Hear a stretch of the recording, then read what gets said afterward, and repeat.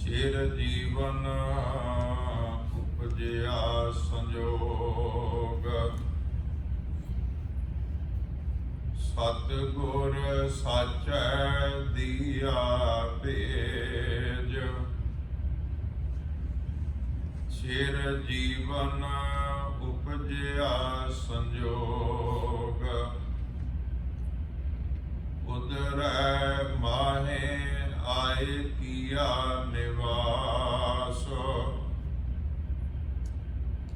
ਮਾਤਾ ਕੈ ਮਨ ਬਹੁਤ ਵਿਗਾਸ। ਜੰਮਿਆ ਪੂਤ ਭਗਤ ਗੋਬਿੰਦ ਕਾ। ਪ੍ਰਗਟਿਆ ਸਭ ਮਹਿ ਲਿਖਿਆ ਤੁਰ ਕਾ। ਜੰਮਿਆ ਪੂਤ ਭਗਤ ਗੋਬਿੰਦ ਕਾ। ਪ੍ਰਗਟਿਆ ਸਭ ਮਹਿ ਲਿਖਿਆ ਤੁਰ ਕਾ। ਜੁਗੋਂ ਜੁਗ ਅਟਲ ਸਤਿਗੁਰੂ ਧੰਨ ਸ਼੍ਰੀ ਗੁਰੂ ਗ੍ਰੰਥ ਸਾਹਿਬ ਜੀ ਮਹਾਰਾਜ ਗੁਰੂ ਪਾਤਸ਼ਾਹ ਜੀ ਦੀ ਪਾਵਨ ਹਜ਼ੂਰੀ ਅੰਦਰ ਸਜੇ ਹੋਏ ਹਫ਼ਤਾਵਾਰੀ ਦੀਵਾਨ ਵਿੱਚ ਹਾਜ਼ਰੀ ਭਰ ਰਹੇ ਸਤ ਸੰਗੀ ਪਿਆਰਿਓ, ਆਸਾ ਕੀ ਵਾਰ ਗੁਰ ਸ਼ਬਦ ਕੀਰਤਨ ਆਪ ਜੀ ਨੇ ਗੁਰੂ ਕੇ ਕੀਰਤਨੀਆਂ ਪਾਸੋਂ ਸਰਵਣ ਕੀਤਾ ਹੈ। ਆਓ ਕੁਝ ਸਮਾਂ ਗੁਰਬਾਣੀ ਗੁਰ ਇਤਿਹਾਸ ਦੀ ਵਿਚਾਰ ਨਾਲ ਸਾਂਝ ਪਾਈਏ।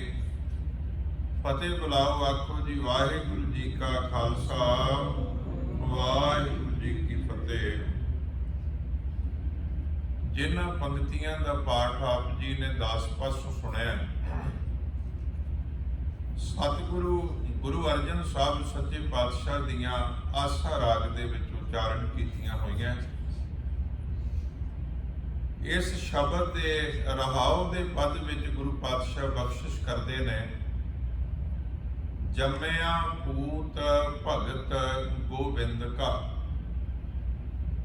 ਜਿਹੜਾ ਘਰ ਵਿੱਚ ਪੁੱਤਰ ਪੈਦਾ ਹੋਇਆ ਉਹ ਗੋਬਿੰਦ ਦਾ ਭਗਤ ਪੈਦਾ ਹੋਇਆ। ਪ੍ਰਗਟਿਆ ਸਭ ਮੈਂ ਲਿਖਿਆ ਤੁਰ ਕਾ। ਪੰਚਮ ਪਾਤਸ਼ਾਹ ਕਹਿੰਦੇ ਨੇ ਵੀ ਸਾਰਿਆਂ ਦੇ ਵਿੱਚ ਭਾਵ ਸੰਸਾਰ ਵਿੱਚ ਪ੍ਰਗਟ ਹੋਇਆ। ਲਿਖਿਆ ਧੁਰ ਕਾ, ਜੋ ਧੁਰ ਤੋਂ ਲਿਖਿਆ ਹੋਇਆ ਸੀ। ਦਰਅਸਲ ਜਿਹੜੇ ਵੀ ਸਾਡੇ ਸੰਸਾਰ ਦੇ ਸੰਬੰਧ ਨੇ,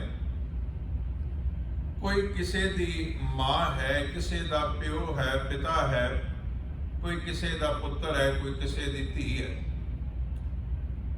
ਗੁਰਬਾਣੀ ਦਾ ਫਰਮਾਨ ਹੈ, ਸਤਿਗੁਰੂ ਸਾਹਿਬ ਆਖਦੇ ਨੇ, ਇਹ ਸਾਰੇ ਰਿਸ਼ਤੇ ਉਸ ਮਾਲਕ ਸੱਚੇ ਪਾਤਸ਼ਾਹ ਨੇ ਆਪਣੇ ਹੁਕਮ ਦੇ ਵਿੱਚ ਪੈਦਾ ਕੀਤੇ ਨੇ। ਕਦੀ ਵੀ ਕੋਈ ਇੰਜ ਨਹੀਂ ਕਹਿ ਸਕਦਾ ਵੀ ਮੇਰੀ ਇੱਛਾ ਸੀ ਮੈਂ ਇਸ ਮਾਂ-ਬਾਪ ਦੇ ਘਰ ਪੈਦਾ ਹੋਵਾਂ ਤੇ ਮੈਂ ਤਾਂ ਹੋਇਆ। ਨਹੀਂ, ਉਹ ਪੈਦਾ ਹੋਇਆ ਤੇ ਮਾਂ-ਬਾਪ ਦਾ ਰਿਸ਼ਤਾ ਉਹਦੇ ਨਾਲ ਜੁੜ ਗਿਆ। ਸਤਿਗੁਰੂ ਗੁਰੂ ਰਾਮਦਾਸ ਦੀ ਪਾਵਨ ਬਾਣੀ ਦਾ ਵਾਕ ਹੈ, ਸਾਹਿਬ ਕਹਿੰਦੇ ਨੇ, ਮਾਈ ਬਾਪ ਪੁੱਤਰ ਸਭ ਹਰਿ ਕੇ ਕੀਏ। ਜਿਹੜੀ ਮਾਂ ਹੈ, ਜਿਹੜਾ ਬਾਪ ਹੈ, ਜੋ ਪੁੱਤਰ ਹੈ, ਸਭ ਹਰਿ ਕੇ ਕੀਏ। ਸਭ ਉਸ ਹਰੀ ਨੇ ਕੀਤੇ ਨੇ, ਉਹਨੇ ਰਿਸ਼ਤੇ ਜੋੜੇ ਨੇ। ਤੇ ਸਭਨਾ ਕੋ ਸੰਬੰਧ ਹਰਿ ਕਰ ਦੀਏ। ਸਾਰਿਆਂ ਦਾ ਸੰਬੰਧ ਜਿਹੜਾ ਹੈ ਉਸ ਮਾਲਕ ਨੇ ਆਪ ਬਣਾ ਕੇ ਦਿੱਤਾ ਹੋਇਆ। ਕੋਈ ਆਪਣੀ ਮਰਜ਼ੀ ਨਾਲ ਕਿਸੇ ਦਾ ਪਿਤਾ ਨਹੀਂ ਹੈ, ਕੋਈ ਆਪਣੀ ਮਰਜ਼ੀ ਦੇ ਨਾਲ ਕਿਸੇ ਦਾ ਪੁੱਤਰ ਨਹੀਂ ਹੈ। ਇਸ ਲਈ ਗੁਰੂ ਅਰਜਨ ਸਾਹਿਬ ਸੱਚੇ ਪਾਤਸ਼ਾਹ ਫਰਮਾਉਂਦੇ ਨੇ ਕਿ ਜੰਮਿਆ ਪੂਤ ਭਗਤ ਗੋਬਿੰਦ ਕਾ। ਪ੍ਰਗਟਿਆ ਸਭ ਮੈਂ ਲਿਖਿਆ ਧੁਰ ਕਾ। ਧੁਰ ਤੋਂ ਲਿਖਿਆ ਸੀ। ਗੁਰੂ ਅਰਜਨ ਸਾਹਿਬ ਸੱਚੇ ਪਾਤਸ਼ਾਹ ਦੇ ਗ੍ਰਹਿ ਵਿਖੇ ਛੇਵੇਂ ਪਾਤਸ਼ਾਹ ਗੁਰੂ ਹਰਗੋਬਿੰਦ ਸਾਹਿਬ ਦਾ ਪ੍ਰਕਾਸ਼ ਹੋਣਾ ਹੈ। ਰੱਬ ਦੀ ਰਜ਼ਾ ਦਾ ਹੁਕਮ ਹੈ। ਕੱਲ 5 ਜੁਲਾਈ ਨੂੰ ਮੂਲ ਨਾਨਕ ਸ਼ਾਹੀ ਕੈਲੰਡਰ ਦੇ ਮੁਤਾਬਕ 6ਵੇਂ ਪਾਤਸ਼ਾਹ ਦਾ ਪ੍ਰਕਾਸ਼ ਦਿਹਾੜਾ ਹੈ।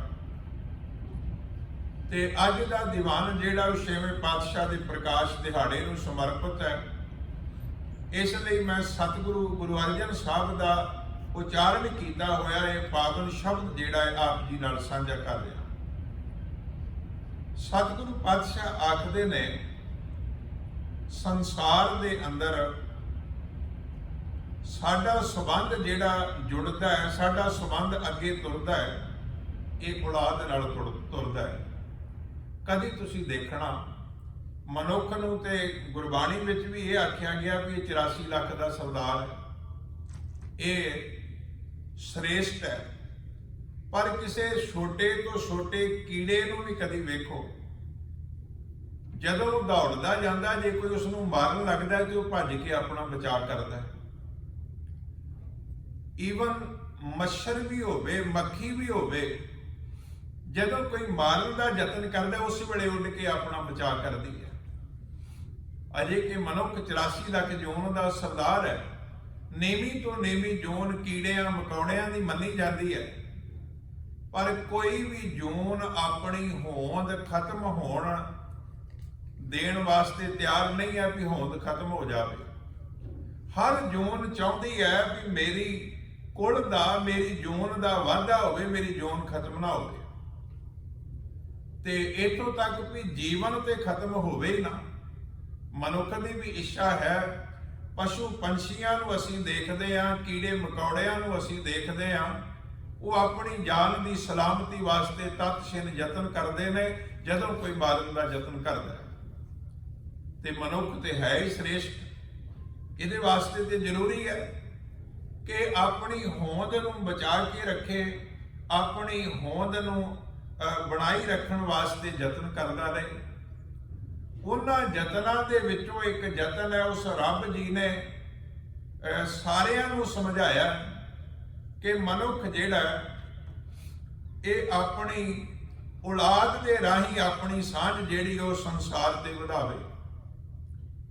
ਤੇ ਸਤਿਗੁਰੂ ਪਾਤਸ਼ਾਹ ਨੇ ਇੱਥੋਂ ਤੱਕ ਆਖਿਆ ਭਈ ਜੇ ਕਿਤੇ ਇਸਤਰੀ ਤੇ ਭਰਤੇ ਵਿੱਚ, ਭਾਵ ਪਤੀ ਤੇ ਪਤਨੀ ਦੇ ਵਿੱਚ ਕੋਈ ਅਣਬਣ ਹੋ ਜਾਏ, ਕਿਸੇ ਕਾਰਨ ਕੋਈ ਝਗੜਾ ਪੈਦਾ ਹੋ ਜਾਏ, ਪਰ ਇਹਨਾਂ ਹਾਲਾਤਾਂ ਦੇ ਵਿੱਚ ਜੇ ਘਰ ਦੇ ਵਿੱਚ ਔਲਾਦ ਪੈਦਾ ਹੋ ਜਾਏ, ਪੁੱਤਰ ਪੈਦਾ ਹੋ ਜਾਏ, ਤੇ ਦੋ ਟੁੱਟੇ ਹੋਏ ਜੀਆਂ ਨੂੰ ਇੱਕ ਔਲਾਦ ਜਿਹੜੀ ਹੈ ਇਕੱਠਿਆਂ ਕਰ ਦਿੰਦੀ ਹੈ, ਮਿਲਾ ਦਿੰਦੀ ਹੈ।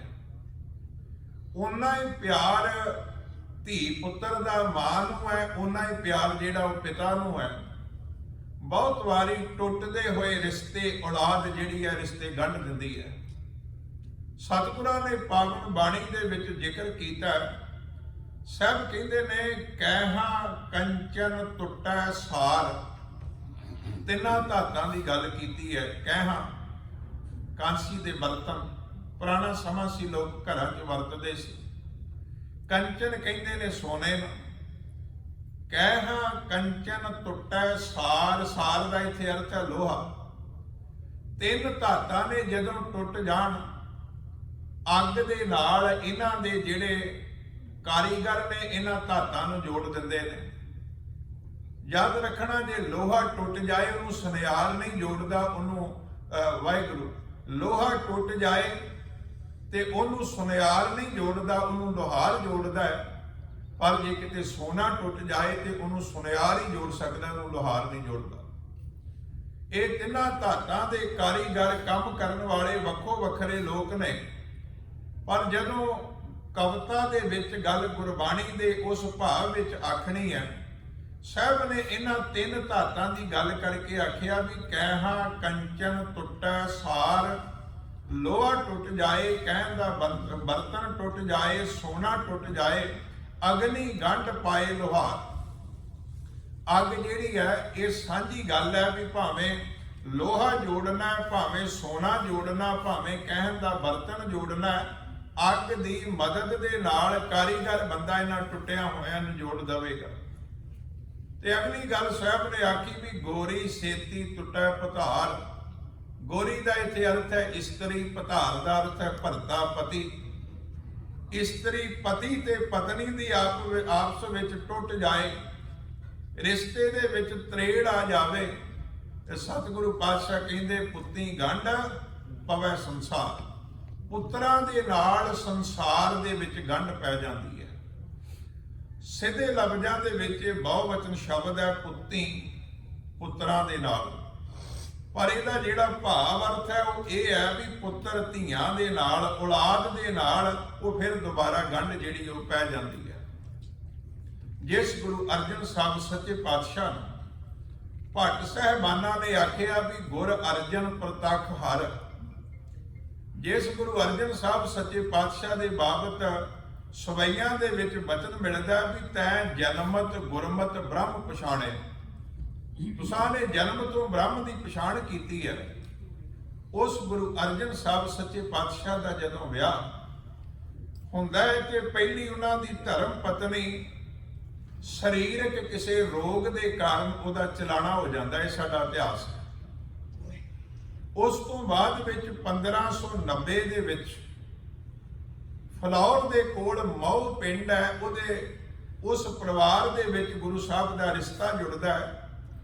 ਜਿਸ ਗੁਰੂ ਪਾਤਸ਼ਾਹ ਦੀ ਧਰਮ ਪਤਨੀ ਦਾ ਨਾਮ ਸਤਿਕਾਰਯੋਗ ਮਾਤਾ ਗੰਗਾ ਜੀ ਹੈ। ਸਤਿਗੁਰੂ ਗੁਰੂ ਅਰਜਨ ਦੇਵ ਮਹਾਰਾਜ ਸੱਚੇ ਪਾਤਸ਼ਾਹ 1590 ਦੇ ਵਿੱਚ ਮਊ ਪਿੰਡ ਦੇ ਵਿੱਚ ਵਿਆਹ ਹੁੰਦਾ ਹੈ ਤੇ ਇਸ ਵਿਆਹ ਨੂੰ ਵੀ ਲਗਭਗ 5 ਸਾਲ ਦਾ ਸਮਾਂ ਗੁਜ਼ਰ ਜਾਂਦਾ ਹੈ, 4 ਸਾਲ ਦਾ ਸਮਾਂ ਗੁਜ਼ਰ ਜਾਂਦਾ ਹੈ। ਗੁਰੂ ਅਰਜਨ ਦੇਵ ਮਹਾਰਾਜ ਦੇ ਘਰ ਦੇ ਵਿੱਚ ਕੋਈ ਉਸ ਸਮੇਂ ਤੱਕ ਔਲਾਦ ਨਹੀਂ ਹੈ। ਸੁਭਾਵਿਕ ਹੀ ਹੈ ਵੀ ਜਿਹੜੀਆਂ ਸਿੱਖ ਸੰਗਤਾਂ ਨੇ ਗੁਰੂ ਨੂੰ ਪਿਆਰ ਕਰਦੀਆਂ ਨੇ, ਬਾਬਾ ਬੁੱਢਾ ਜੀ ਵਰਗੇ ਸਿੱਖ ਨੇ, ਭਾਈ ਗੁਰਦਾਸ ਵਰਗੇ ਵਿਦਵਾਨ ਗੁਣੀ ਜਨ ਸਿੱਖ ਨੇ, ਸ਼ਰਧਾ ਪਿਆਰ ਵਿੱਚ ਜੀਣ ਵਾਲੀਆਂ ਰੂਹਾਂ ਨੇ, ਜ਼ਰੂਰ ਸਤਿਗੁਰੂ ਪਾਤਸ਼ਾਹ ਦੇ ਚਰਨਾਂ 'ਚ ਅਰਦਾਸ ਬੇਨਤੀ ਕਰਦੀਆਂ ਹੋਣਗੀਆਂ, ਪਾਤਸ਼ਾਹ ਕਿਰਪਾ ਕਰ ਇਸ ਸਮਰੱਥ ਗੁਰੂ ਦੇ ਘਰ ਵਿੱਚ ਇਹ ਪੀੜ੍ਹੀ ਅੱਗੇ ਚੱਲੇ। ਇਹ ਰੱਬ ਦੀ ਜੋਤ ਜਿੱਥੇ ਟਿਕਦੀ ਹੈ, ਉਹ ਸਰੀਰ ਜਿਹੜਾ ਉਹ ਤੇਰੇ ਹੁਕਮ ਦੇ ਵਿੱਚ ਸੰਸਾਰ ਵਿੱਚ ਆਵੇ। ਪਰ ਉਹ ਸਮਾਂ ਫਿਰ ਆਇਆ 1595 ਦੇ ਵਿੱਚ ਸ਼੍ਰੀ ਅੰਮ੍ਰਿਤਸਰ ਸਾਹਿਬ ਦੇ ਕੋਲ ਨਗਰ ਹੈ ਅੱਜ, ਜਿਸ ਨੂੰ ਆਪਾਂ ਸ਼੍ਰੀ ਹਰਟਾ ਸਾਹਿਬ ਕਹਿੰਦੇ ਹਾਂ। ਆਪ ਜੀ ਨੂੰ ਇਤਿਹਾਸ ਦਾ ਪਤਾ ਹੋਵੇਗਾ ਕਿ ਜਦੋਂ ਹਰਗੋਬਿੰਦ ਜੀ ਦਾ ਜਨਮ ਹੁੰਦਾ ਹੈ, ਗੁਰੂ ਪਾਤਸ਼ਾਹ ਪ੍ਰਗਟ ਹੁੰਦੇ ਨੇ ਪੰਚੋ ਪਿਤਾ ਦੇ ਘਰ ਵਿੱਚ। ਸਤਿਗੁਰੂ ਪਾਤਸ਼ਾਹ ਨੇ ਛੇ ਹਰਟ ਜਿਸ ਖੂਹ ਤੇ ਚੱਲੇ ਉਹ ਵੱਡਾ ਖੂਹ ਲਵਾਇਆ, ਪਾਣੀ ਦੀ ਲੋੜ ਸੀਗੀ। ਪਾਤਸ਼ਾਹ ਘਰ ਵਿੱਚ ਪੁੱਤਰ ਪੈਦਾ ਹੁੰਦਾ ਹੈ, ਅਕਾਲ ਪੁਰਖ ਪ੍ਰਮਾਤਮਾ ਦੇ ਚਰਨਾਂ ਵਿੱਚ ਜੁੜ ਕੇ ਇਹ ਗੱਲ ਕਹਿੰਦੇ ਨੇ ਕਿ ਸਤਿਗੁਰ ਸਾਚੇ ਦੀਆ ਭੇਟ। ਸ਼ਬਦ ਇੱਥੋਂ ਆਰੰਭ ਹੁੰਦਾ ਹੈ, ਆਪਾਂ ਨਾਲ ਸ਼ਬਦ ਲੈ ਕੇ ਚੱਲਦੇ ਹਾਂ। ਰਹਾਉ ਦੀਆਂ ਪੰਕਤੀਆਂ ਨੇ, ਜੰਮਿਆ ਪੂਤ ਭਗਤ ਗੋਬਿੰਦ ਕਾ, ਪ੍ਰਗਟਿਆ ਸਭ ਮੈਂ ਲਿਖਿਆ ਧੁਰ ਕਾ। ਸ਼ਬਦ ਦੀ ਆਰੰਭਤਾ ਇੱਥੋਂ ਹੁੰਦੀ ਹੈ। ਆਸਾ ਮਹੱਲਾ 5ਵਾਂ। ਸਤਿਗੁਰ ਸਾਚੇ ਦੀਆ ਭੇਟ, ਸੱਚੇ ਸਤਿਗੁਰ ਨੇ ਸਾਡੇ ਘਰ ਵਿੱਚ ਭੇਜ ਦਿੱਤਾ ਹੈ ਮਾਲਕ ਹਰਗੋਬਿੰਦ ਨੂੰ। ਚਿਰ ਜੀਵਨ ਉਪਜਿਆ ਸੰਜੋਗ, ਚਿਰੰਕਾਲ ਜੀਵਨ ਦੇ ਵਿੱਚ ਵੈਸੇ ਤੇ ਅਧਿਆਤਮਕ ਪੱਖ ਤੋਂ ਹੈ ਵੀ ਚਿਰੰਕਾਲ ਜੀਵਨ, ਆਤਮਿਕ ਜੀਵਨ ਜਿਹੜਾ ਉਹ ਪੈਦਾ ਹੋਇਆ। ਪਰ ਜਦੋਂ ਅਸੀਂ ਇਤਿਹਾਸਕ ਪੱਖ ਤੋਂ ਇਹਦੀ ਵਿਆਖਿਆ ਕਰ ਰਹੇ ਹਾਂ ਤੇ ਜ਼ਿੰਦਗੀ ਦੇ ਵਿਆਹ ਦੇ ਕੁਝ ਲੰਬੇ ਸਮੇਂ ਤੋਂ ਬਾਅਦ ਵਿੱਚ ਮਾਲਕ ਹਰਗੋਬਿੰਦ ਸਾਹਿਬ ਸੱਚੇ ਪਾਤਸ਼ਾਹ ਗੁਰੂ ਸਾਹਿਬ ਦੇ ਘਰ ਪ੍ਰਗਟੇ ਨੇ। ਚਿਰ ਜੀਵਨ ਉਪਜਿਆ ਸੰਜੋਗ, ਉਧਰੇ ਮਾਹੇ ਆਏ ਕੀਆ ਨਿਵਾਸ। ਮਾਂ ਦੇ ਗਰਭ ਦੇ ਵਿੱਚ ਆ ਕਰਕੇ ਮਾਲਕ ਦੇ ਹੁਕਮ ਨਾਲ ਬੱਚੇ ਨੇ ਨਿਵਾਸ ਕੀਤਾ। ਮਾਤਾ ਕੈ ਮਨ ਬਹੁਤ ਵਿਗਾਸ, ਮਾਂ ਦੇ ਮਨ ਵਿੱਚ ਬਹੁਤ ਖੇੜਾ, ਬਹੁਤ ਵਿਗਾਸ ਹੈ ਕਿ ਉਹ ਮਾਲਕ ਕਿਰਪਾ ਕਰਨ ਲੱਗਾ, ਘਰ ਦੇ ਵਿੱਚ ਔਲਾਦ ਪੈਦਾ ਹੋਣੀ ਹੈ। ਮਾਤਾ ਕੇ ਮਨ ਬਹੁਤ ਵਿਗਾਸ। ਫਿਰ ਸਾਹਿਬ ਕਹਿੰਦੇ ਜੰਮਿਆ ਪੂਤ ਭਗਤ ਗੋਬਿੰਦ ਕਾ, ਪ੍ਰਗਟਿਆ ਸਭ ਮੈਂ ਲਿਖਿਆ ਧੁਰ ਕਾ। ਸਾਹਿਬ ਜੀ ਅੱਗੇ ਇਸ ਸਾਰੇ ਸ਼ਬਦ ਦੇ ਅੰਦਰ ਜਨਮ ਗੁਰੂ ਹਰਗੋਬਿੰਦ ਸਾਹਿਬ ਦੇ ਸੰਬੰਧਿਤ ਹੀ ਇਹ ਸਾਰੇ ਵਿਚਾਰ ਦਿੰਦੇ ਨੇ। ਦਸੀ ਮਾਸੀ ਹੁਕਮ ਬਾਲਕ ਜਨਮ ਲਿਆ, ਮਿਟਿਆ ਸੋਗ ਮਹਾਨੰਦ ਥੀਆ। 10 ਮਹੀਨਿਆਂ ਬਾਅਦ ਕੁਦਰਤ ਦੀ ਜਿਹੜੀ ਕਿਰਿਆ ਹੈ, ਉਹ ਸਰੀਰ ਭਾਵੇਂ ਗੁਰੂ ਦਾ, ਗੁਰੂ ਪਤਨੀ ਦਾ ਹੋਵੇ, ਕੁਝ ਅਸੂਲ ਕੁਦਰਤ ਦੇ ਨੇ, ਉਹ ਸਾਰਿਆਂ ਤੇ ਇੱਕੋ ਜਿਹੇ ਲਾਗੂ ਹੁੰਦੇ ਨੇ। ਸਰੀਰ ਦਾ ਧਰਮ ਮੈਂ ਅਕਸਰ ਬੇਨਤੀ ਕਰਦਾ ਵੀ ਸਰੀਰ ਨਾਲ ਨਿਭਦਾ। ਸਰੀਰ ਨੂੰ ਭੁੱਖ ਵੀ ਲੱਗਦੀ ਹੈ, ਸਰੀਰ ਨੂੰ ਪਿਆਸ ਵੀ ਲੱਗਦੀ ਹੈ, ਸਰੀਰ ਨੂੰ ਦੁੱਖ ਵੀ ਮਹਿਸੂਸ ਹੁੰਦਾ ਹੈ, ਸਰੀਰ ਨੂੰ ਸੁੱਖ ਵੀ ਮਹਿਸੂਸ ਹੁੰਦਾ ਹੈ। ਸਰੀਰ ਦਾ ਧਰਮ ਸਰੀਰ ਨਾਲ ਹੈ। ਮਾਲਕ ਦੇ ਬਣਾਏ ਹੋਏ ਨਿਯਮ ਦੇ ਮੁਤਾਬਕ ਦਸੀ ਮਾਸੀ ਬਾਲਕ ਜਨਮ ਲਿਆ। ਮਾਸੀ ਦਾ ਅਰਥ ਹੈ ਮਾਸ, ਮਾਸ ਦਾ ਅਰਥ ਹੁੰਦਾ ਮਹੀਨਾ। 10 ਮਹੀਨਿਆਂ ਬਾਅਦ ਬਾਲਕ ਨੇ ਉਸ ਮਾਂ ਦੇ ਘਰ ਦੇ ਵਿੱਚ ਜਨਮ ਲਿਆ। ਦਸੀ ਮਾਸੀ ਹੁਕਮ ਬਾਲਕ ਜਨਮ ਲਿਆ, ਮਿਟਿਆ ਸੋਗ ਮਹਾ ਆਨੰਦ ਥੀਆ। ਸੋਗ ਮਿਟ ਗਿਆ ਘਰ ਵਿੱਚੋਂ, ਸਿੱਖ ਸੰਗਤਾਂ ਦੇ ਵਿੱਚੋਂ। ਜਿਸ ਗੱਲ ਦੀ ਆਸ ਸੀ ਵੀ ਮਾਲਕ ਸੱਚੇ ਪਾਤਸ਼ਾਹ ਸਮਰੱਥ ਗੁਰੂ ਦੇ ਘਰ ਦੇ ਵਿੱਚ ਕਿਰਪਾ ਕਰ ਔਲਾਦ ਹੋਵੇ, ਉੱਥੇ ਸੋਗ ਮਿਟ ਗਿਆ। ਮਿਟਿਆ ਸੋਗ ਮਹਾ ਆਨੰਦ ਥੀਆ। ਤੇ ਸਿੱਖਾਂ ਨੇ ਜਦੋਂ ਸੋਗ ਮਿਟਿਆ, ਖੁਸ਼ੀ ਹੋਈ ਕਿ ਘਰ ਵਿੱਚ ਸਤਿਗੁਰਾਂ ਦੇ ਪੁੱਤਰ ਆਇਆ। ਤੇ ਜਦੋਂ ਸਾਡੇ ਘਰ ਵਿੱਚ ਬੱਚੇ ਪੈਦਾ ਹੁੰਦੇ ਨੇ, ਬੱਚੇ ਦਾ ਜਨਮ ਹੁੰਦਾ ਹੈ, ਇੱਥੇ ਖਿਆਲ ਕਰਨਾ ਵੀ ਅਸੀਂ ਕੀ ਕਰਦੇ ਹਾਂ। ਜਦੋਂ ਗੁਰੂ ਦੇ ਘਰ ਵਿੱਚ ਪੁੱਤਰ ਪੈਦਾ ਹੁੰਦਾ ਤੇ ਗੁਰੂ ਕੀ ਕਰਦਾ ਹੈ? ਗੁਰੂ ਪਾਤਸ਼ਾਹ ਕਹਿੰਦੇ ਨੇ, ਗੁਰਬਾਣੀ ਸਖੀ ਆਨੰਦ ਗਾਵੈ, ਸਾਚੇ ਸਾਹਿਬ ਕਹਿ ਮਨ ਭਾਵੈ। ਗੁਰਸਿੱਖਾਂ ਨੇ ਮਿਲ ਕਰਕੇ ਗੁਰਬਾਣੀ ਦਾ ਕੀਰਤਨ ਕੀਤਾ। ਸਤਿਗੁਰੂ ਪਾਤਸ਼ਾਹ ਦੀ ਰਸਨਾ ਤੇ ਵਚਨ ਆਏ ਨੇ ਜਿਹੜੇ ਆਪਾਂ ਵਿਚਾਰ ਰਹੇ ਹਾਂ ਵੀ ਸਤਿਗੁਰ ਸਾਚੇ ਦੀਆ ਭੇਜ। ਗੁਰਬਾਣੀ ਸਖੀ ਆਨੰਦ ਗਾਵੈ, ਸਾਚੇ ਸਾਹਿਬ ਕਹਿ ਮਨ ਭਾਵੈ। ਇਹ ਗੱਲ ਸੱਚੇ ਸਾਹਿਬ ਨੂੰ ਵੀ ਭਾਉਂਦੀ ਹੈ, ਚੰਗੀ ਲੱਗਦੀ ਹੈ ਕਿ ਜਿਸ ਮਾਲਕ ਨੇ ਦਾਤ ਦਿੱਤੀ ਹੈ ਉਸ ਮਾਲਕ ਦਾ ਸ਼ੁਕਰਾਨਾ ਕੀਤਾ ਜਾ ਰਿਹਾ। ਸਾਚੇ ਸਾਹਿਬ ਕਹਿ ਮਨ ਭਾਵੈ। ਫਿਰ ਸਾਹਿਬ ਕਹਿੰਦੇ ਵਧੀ ਵੇਲ ਬਹੁ ਪੀੜੀ ਚਾਲੀ। ਮਾਲਕ ਨੇ ਕਿਰਪਾ ਕੀਤੀ, ਵੇਲ ਵੱਧ ਗਈ। ਆਪਾਂ ਪੰਜਾਬ ਦੇ ਵਿੱਚ ਇਹ ਬਚਨ ਵਰਤਦੇ ਰਹੇ ਹਾਂ। ਘਰ ਦੇ ਵਿੱਚ ਪੁੱਤਰ ਹੋਵੇ, ਪੋਤਰਾ ਹੋਵੇ, ਜਦੋਂ ਅਗਲੀ ਪੀੜ੍ਹੀ ਚੱਲਦੀ ਹੈ, ਆਪਾਂ ਆਮ ਕਰਕੇ ਇੱਕ ਲਫ਼ਜ਼ ਵਰਤਦੇ ਰਹੇ ਹਾਂ ਵੀ ਫਲਾਣੇ ਦੀ ਵੇਲ ਵੱਧ ਗਈ ਹੈ, ਕੋਲ ਅੱਗੇ ਚੱਲ ਪਈ ਹੈ। ਵਧੀ ਵੇਲ ਬਹੁ ਪੀੜ੍ਹੀ ਚਾਲੀ, ਧਰਮ ਕਲਾ ਹਰ ਬੰਦ ਬਹਾਲੀ। ਮਨ ਚਿੰਦਿਆ ਸਤਿਗੁਰੂ ਦਿਵਾਇਆ, ਭਏ ਅਚਿੰਤ ਏਕ ਲਿਵ ਲਾਇਆ। ਅਚਿੰਤ ਹੋ ਗਏ, ਇੱਕ ਦੇ ਨਾਲ ਲਿਵ ਜੁੜ ਗਈ, ਪੀੜ੍ਹੀ ਅੱਗੇ ਚੱਲ ਪਈ। ਸਤਿਗੁਰੂ ਪਾਤਸ਼ਾਹ ਕਹਿੰਦੇ ਨੇ, ਐਵੇਂ ਮੇਰੇ ਮਾਲਕ ਸੱਚੇ ਪਾਤਸ਼ਾਹ ਨੇ ਬਖਸ਼ਾਂ ਕੀਤੀਆਂ। ਆਖਰੀ ਬੰਦ ਹੈ ਸ਼ਬਦ ਦਾ। ਸਾਹਿਬ ਆਖਦੇ ਨੇ, ਜਿਉਂ ਬਾਲਕ ਪਿਤਾ ਉੱਪਰ ਕਰੇ ਬਹੁ ਮਾਣ। ਜਿਵੇਂ ਇੱਕ ਬੱਚਾ ਆਪਣੇ ਪਿਤਾ ਤੇ ਮਾਣ ਕਰਦਾ। ਬੁਲਾਇਆ ਬੋਲੇ ਗੁਰ ਕੈ ਭਾਣ। ਪਾਤਸ਼ਾਹ ਕਹਿੰਦੇ, ਗੁਰੂ ਦੇ ਭਾਣੇ ਦੇ ਵਿੱਚ ਬੁਲਾਇਆ ਹੋਇਆ ਮੈਂ ਬੋਲ ਰਿਹਾ, ਜੋ ਰੱਬ ਜੀ ਨੇ ਮਿਹਰ ਕੀਤੀ ਹੈ। ਬੁਲਾਇਆ ਬੋਲੇ ਗੁਰ ਕੈ ਭਾਣ, ਗੁੱਜੀ ਛੰਨੀ ਨਾਹੀ ਬਾਤ। ਗੁਰੂ ਨਾਨਕ ਤੁਠਾ ਕੀਨੀ ਦਾਤ। ਕਹਿਣ ਲੱਗੇ, ਗੱਲ ਗੁੱਜੀ ਛੰਨੀ ਕੋਈ ਲੁਕੀ ਛੁਪੀ ਗੱਲ ਨਹੀਂ ਹੈ। ਉਸ ਮਾਲਕ ਨੇ ਦਾਤ ਬਖਸ਼ਿਸ਼ ਕੀਤੀ ਹੈ। ਮਾਲਕ ਤਰੁੱਠ ਗਿਆ, ਉਹਦੇ ਘਰ ਵਿੱਚ ਸਾਰਾ ਕੁਝ ਹੈ। ਉਹ ਜੇ ਤੇ ਮਿਹਰ ਕਰਦਾ, ਉਹ ਆਪਣੇ ਦਰ ਤੋਂ ਇਹ ਦਾਤਾਂ ਬਖਸ਼ਿਸ਼ ਕਰ ਦਿੰਦਾ। ਬੇਨਤੀ ਕਰਾਂ, ਜਿਸ ਵੀ ਦਾਤ ਦੀ ਲੋੜ ਹੈ ਨਾ, ਸਿੱਖ ਨੇ ਆਪਣੇ ਗੁਰੂ ਕੋਲ ਮੰਗਣੀ ਹੈ। ਇਸ ਭਰੋਸੇ ਨਾਲ ਮੰਗਣੀ ਹੈ, ਪਾਤਸ਼ਾਹ ਜੋ ਮੰਗੈ ਠਾਕੁਰ ਆਪਣੇ ਤੇ, ਸੋਈ ਸੋਈ ਦੇਵੈ। ਇਸ ਭਰੋਸੇ ਨਾਲ ਮੰਗਣੀ ਹੈ, ਸਾਚੇ ਸਾਹਿਬਾ ਕਿਆ ਨਹੀਂ ਘਰ ਤੇਰਾ, ਘਰ ਤਾਂ ਤੇਰਾ ਸਭ ਕੁਛ ਹੈ, ਜਿਸ ਦੇ ਸੋ ਪਾਵੇ। ਇੱਕ ਸ਼ਬਦ ਦੇ ਅੰਦਰ ਗੁਰੂ ਅਰਜਨ ਸਾਹਿਬ ਨੇ ਆਪ ਹੀ ਸਾਨੂੰ ਜਾਂਚ ਦੱਸੀ ਹੈ ਵੀ ਜਿਸ ਵੀ ਚੀਜ਼ ਦੀ ਲੋੜ ਹੈ, ਤੈਨੂੰ ਧਨ ਚਾਹੀਦਾ, ਤੈਨੂੰ ਇੱਜ਼ਤ ਮਾਣ ਚਾਹੀਦਾ। ਪਾਤਸ਼ਾਹ ਕਹਿੰਦੇ, ਤੈਨੂੰ ਸਰੀਰਕ ਦੇਹ ਰੋਗਤਾ ਚਾਹੀਦੀ ਹੈ, ਤੈਨੂੰ ਪੁੱਤਰ ਚਾਹੀਦਾ ਹੈ, ਔਲਾਦ ਚਾਹੀਦੀ ਹੈ। ਸਭ ਕਹਿੰਦੇ, ਆ ਮੈਂ ਤੈਨੂੰ ਦੱਸਾਂ ਵੀ ਮੰਗਣੀ ਕਿੱਥੋਂ ਆ। ਸਿੱਖ ਹੋ ਕੇ ਵੱਖ-ਵੱਖ ਦਰਾਂ ਤੇ ਭਟਕਦਾ ਨਾ ਫਿਰੀ। ਸਿੱਖ ਹੋ ਕੇ ਗੁਰੂ ਦਾ ਦਰ ਛੱਡ ਕੇ ਹੋਰ ਥਾਂ ਤੇ ਭਟਕਦਾ ਹੋਇਆ ਸ਼ੋਭਾ ਨਹੀਂ ਦਿੰਦਾ। ਪਾਤਸ਼ਾਹ ਕਹਿੰਦੇ, ਜੇ ਮਾਲਕ ਦੇ ਦਰ ਤੇ ਆ ਕੇ ਮੰਗੇਗਾ, ਇਸ ਭਰੋਸੇ ਨਾਲ ਮੰਗੇਗਾ ਕਿ ਜਨ ਕੋ ਪ੍ਰਭ ਸੰਗੇ ਅਸਲੇ। ਪ੍ਰਮਾਤਮਾ ਜੀ ਤੇਰੇ ਜਨ ਨੂੰ, ਤੇਰੇ ਪਿਆਰੇ ਨੂੰ ਤੇਰੇ ਨਾਲ ਅਸਨੇਹ ਹੈ। ਸਨੇਹ ਲਫ਼ਜ਼ ਦਾ ਅਰਥ ਹੁੰਦਾ ਪਿਆਰ। ਗੁਰੂ ਪਾਤਸ਼ਾਹ ਨੇ ਐੜਾ ਅਗੇਤਰ ਲਾਇਆ ਨੂੰ ਹੋਰ ਪ੍ਰਭਾਵਸ਼ਾਲੀ ਬਣਾਇਆ। ਗੁਰਬਾਣੀ ਦੇ ਵਿੱਚ ਬਹੁਤ ਸਾਰੇ ਸ਼ਬਦ ਸਾਨੂੰ ਮਿਲਦੇ ਨੇ।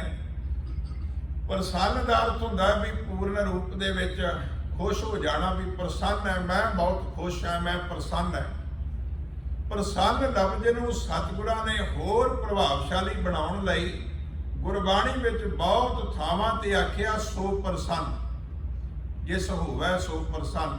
ਬਹੁਤ ਵਾਰੀ ਲਫ਼ਜ਼ ਵਰਤਿਆ, ਲਫ਼ਜ਼ਾਂ ਨੂੰ ਹੋਰ ਮਹਾਨ ਬਣਾਇਆ, ਪ੍ਰਭਾਵਸ਼ਾਲੀ ਬਣਾਇਆ।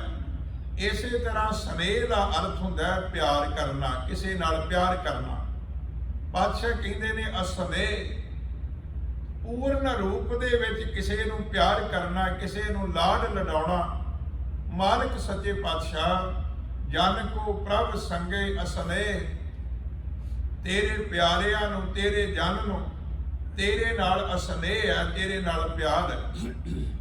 ਸਾਜਨੋ ਤੂੰ ਮੀਤ ਮੇਰਾ, ਗ੍ਰਹਿ ਤੇਰਾ ਸਭ ਕੇ। ਮੇਰੇ ਸੱਜਣ ਜੀ ਤੂੰ ਮੇਰਾ ਮਿੱਤਰ ਹੈ। ਮੈਂ ਤੇਰੇ ਦਰ ਤੋਂ ਮੰਗਣ ਲੱਗਾ, ਪਰ ਪਹਿਲਾਂ ਮੈਂ ਬੇਨਤੀ ਕਰਦਾ ਵੀ ਮੇਰਾ ਪੂਰਨ ਭਰੋਸਾ ਹੈ ਵੀ ਤੇਰੇ ਜਨ ਤੈਨੂੰ ਪਿਆਰ ਕਰਦੇ ਨੇ, ਤੂੰ ਆਪਣੇ ਪਿਆਰਿਆਂ ਨੂੰ ਪਿਆਰ ਕਰਦਾ। ਜਨ ਕੋ ਪ੍ਰਭ ਸੰਗੇ ਅਸਨੇਹ, ਸਾਜਨੋ ਤੂੰ ਮੀਤ ਮੇਰਾ, ਤੂੰ ਮੇਰਾ ਮਿੱਤਰ ਹੈ, ਤੂੰ ਮੇਰਾ ਸੱਜਣ ਹੈ। ਤੇ ਗ੍ਰਹਿ ਤੇਰਾ ਸਭ ਕੇ, ਇਹ ਵੀ ਮੈਨੂੰ ਪਤਾ ਵੀ ਤੇਰੇ ਘਰ ਵਿੱਚ ਸਾਰਾ ਕੁਝ ਹੈਗਾ। ਤੇਰੇ ਹੁਕਮ ਵਿੱਚ, ਤੇਰੀ ਰਜ਼ਾ ਵਿੱਚ ਮਨੁੱਖ ਦੀ ਪਾਤਰਤਾ ਦੇ ਮੁਤਾਬਕ ਪ੍ਰਾਪਤ ਹੋਣਾ ਹੈ।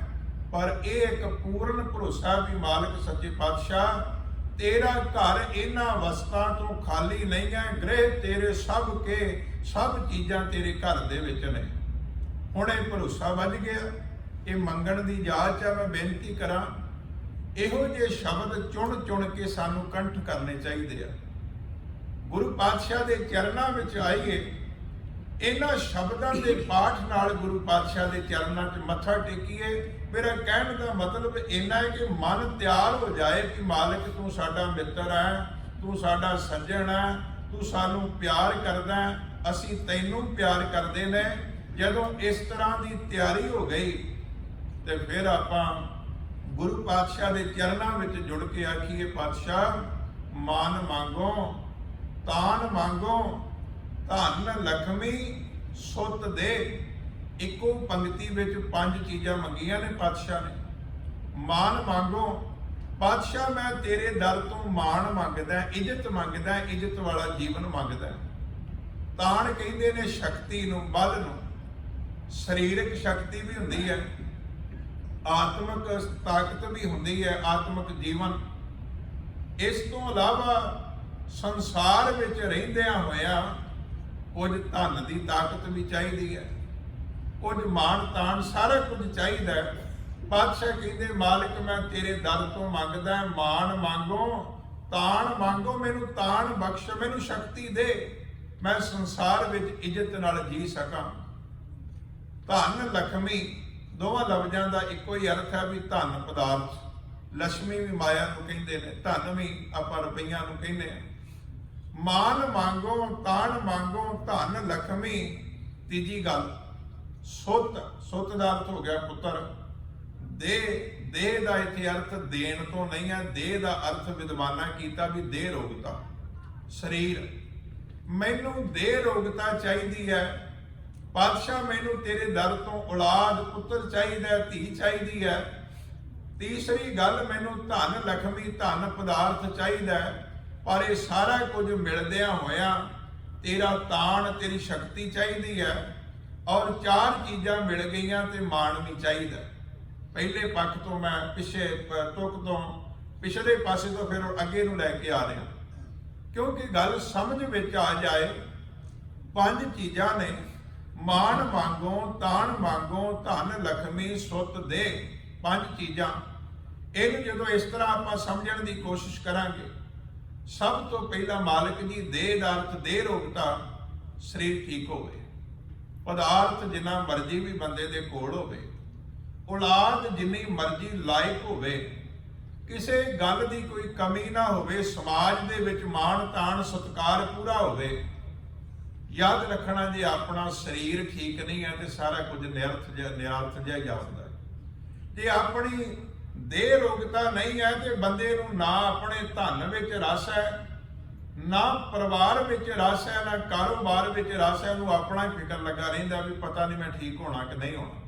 ਸਭ ਤੋਂ ਵੱਡੀ ਦਾਤ ਮਾਲਕ ਸੱਚੇ ਪਾਤਸ਼ਾਹ ਧਨ ਦੇ ਰੁਪਈਏ ਡਾਲਰ 4 ਘੱਟ ਦੇ ਦੀ ਦੇਹ ਰੋਗਤਾ ਦੀ ਦਾਤ ਦਵੀਂ। ਦੂਸਰੇ ਨੰਬਰ ਤੇ ਸਾਹਿਬ ਕਹਿੰਦੇ ਧਨ ਲక్ష్ਮੀ, ਪਦਾਰਥ ਵੀ ਚਾਹੀਦੇ ਨੇ।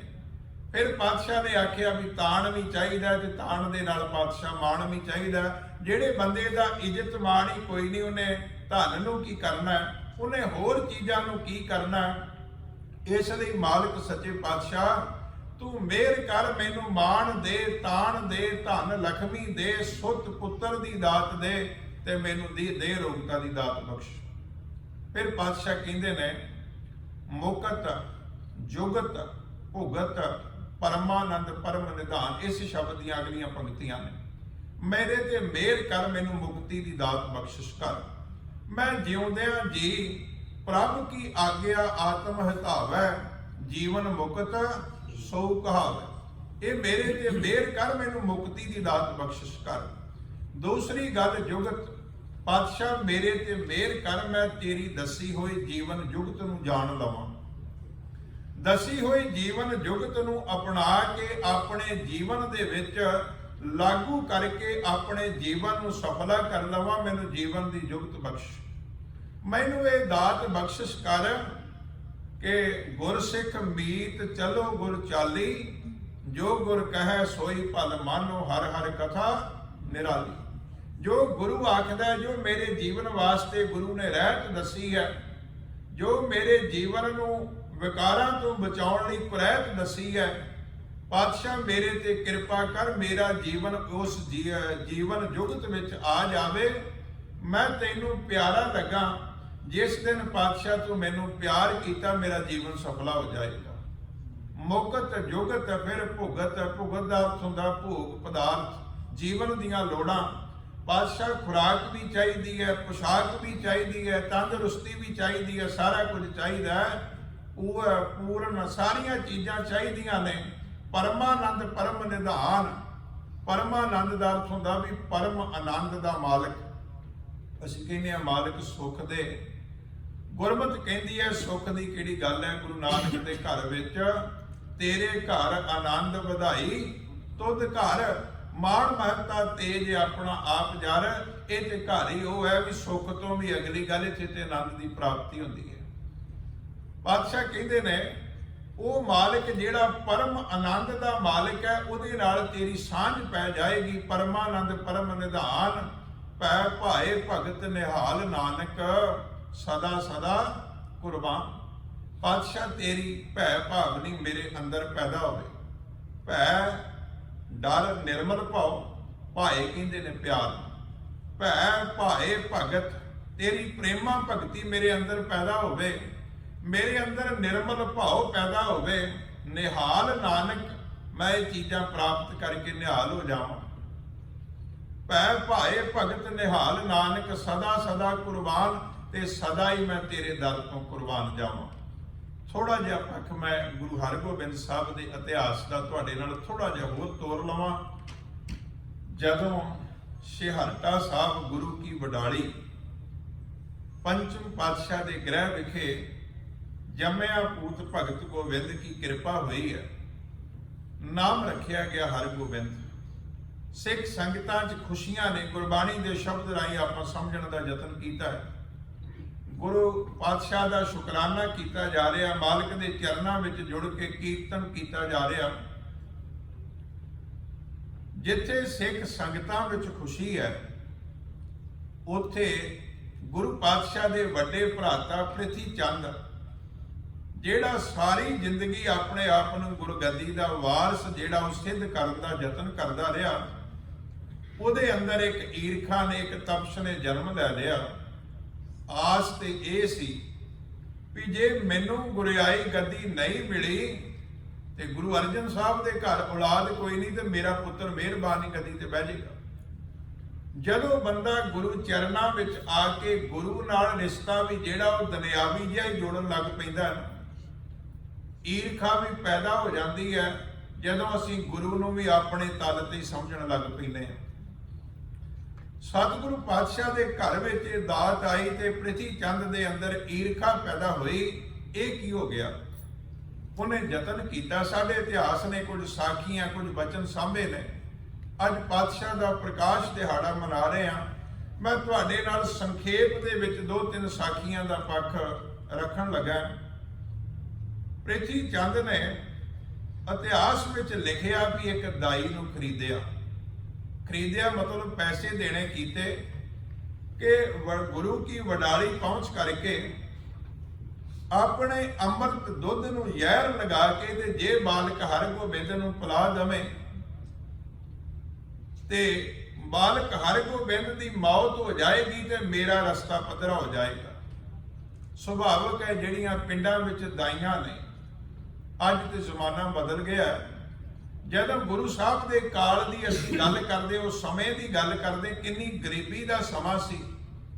ਇੱਕ ਗਰੀਬ ਨੂੰ ਜਿੰਨੇ ਕੁ ਪੈਸੇ ਚਾਹੀਦੇ ਨੇ, ਜੇ ਬੰਦਾ ਕਹਿੰਦਾ ਵੀ ਤੈਨੂੰ 10 ਗੁਣਾ ਵੱਧ ਦਿੱਤੇ, ਕਈਆਂ ਇਤਿਹਾਸਕਾਰਾਂ ਲਿਖਿਆ ਵੀ 100 ਰੁਪਈਆ ਦੇਣ ਦਾ ਯਤਨ ਕੀਤਾ, ਦਿੱਤੇ ਗਏ। 100 ਰੁਪਈਆ ਜੇ ਤੁਸੀਂ ਅੱਜ ਦੇ ਵਿੱਚ ਵੀ ਦੇਖਦੇ ਹੋ ਤਾਂ ਉਹਦੀ ਆਪਣੀ ਇੱਕ ਕੀਮਤ ਹੈ।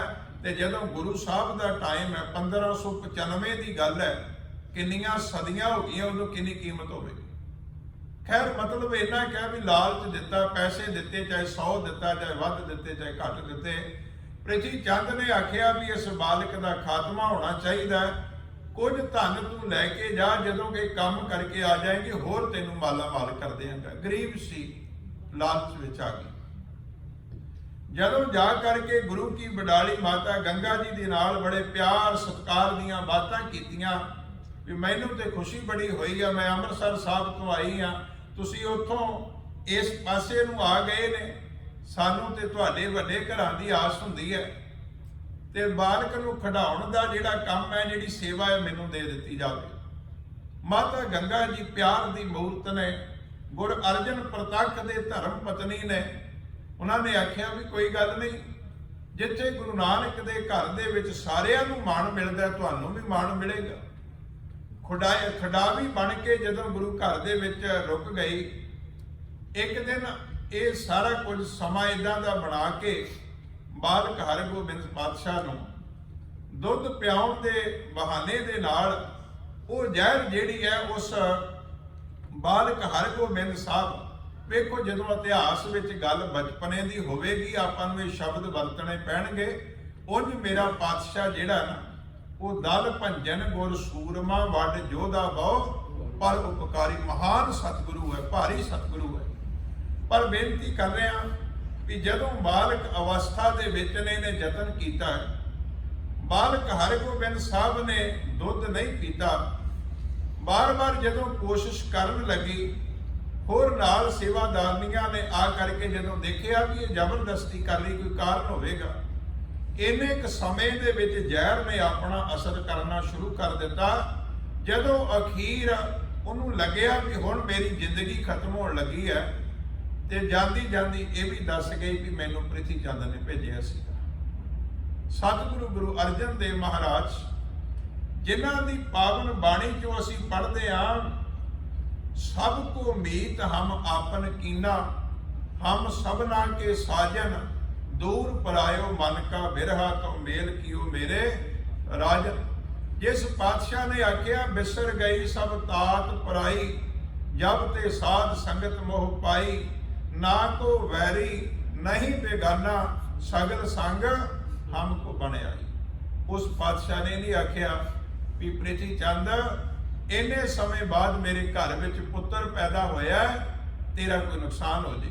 ਨਹੀਂ, ਪਾਤਸ਼ਾਹ ਰੱਬ ਦੇ ਚਰਨਾਂ ਵਿੱਚ ਜੁੜੇ ਨੇ।